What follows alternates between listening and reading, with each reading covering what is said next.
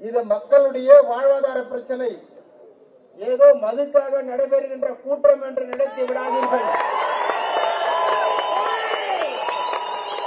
மது ஒழிப்பு மாநாடு என்று மதுவை குடித்துவிட்டு வருகிறார். மதுவை ஒழிக்க வேண்டும் என்று கூட்டம் முடிந்ததும் பேசுகிறார்.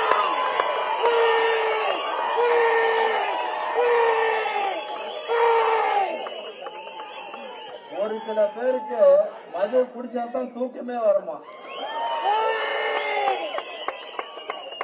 ஒரு சில பேரு குடிச்சாதான் நல்லா பேசுவானா.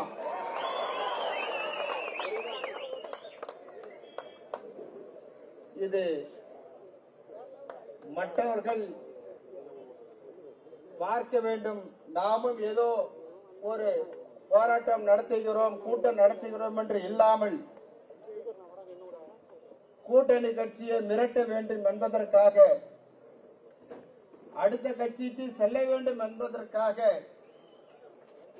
தலைக்கு 1000 ரூபாய் கொடுத்து பெண்களை அழைத்து வந்து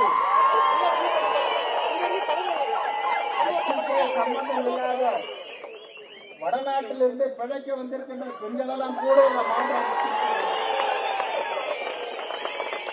இவர்களெல்லாம் கட்சி உறுப்பினர் என்று சொல்லி அனைவரும் கேலி கூத்தாக்கி கடைசியாக திமுகவை மிரட்டவில்லை, முடியவில்லை, அதிமுக மிரட்ட முடியவில்லை, மற்றவர்கள் காரி துப்புகின்ற அளவிற்கு இன்றைக்கு சிரிக்கின்ற அளவிற்கு இன்றைக்கு ஒரு கட்சி இருக்கிறது என்று சொன்னால் இந்த கூட்டம் எதற்கு என்று யோசித்து பாருங்கள். அதற்கும் இதற்கும் என்ன வித்தியாசம் என்று கேட்டு பாருங்கள். அனைத்து மக்களுக்குமான கட்சி, அனைத்து மக்களுமான தலைவர் என்று சொல்லவில்லை.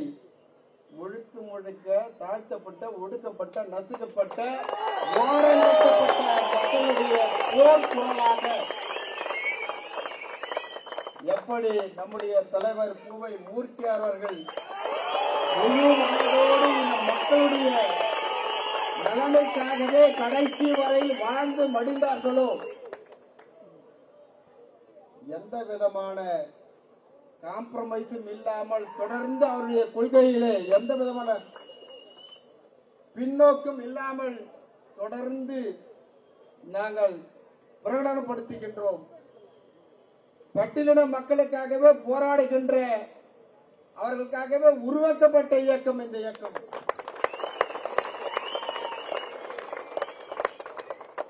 யாரோ சொல்லிக் கொள்ளலாம், ஆனால் புரட்சி பாரதம் இயக்கத்தை தவிர வேறு யாரும் இந்த மக்களுக்கு உண்மையாக போராட்டம் நடத்த முடியாது.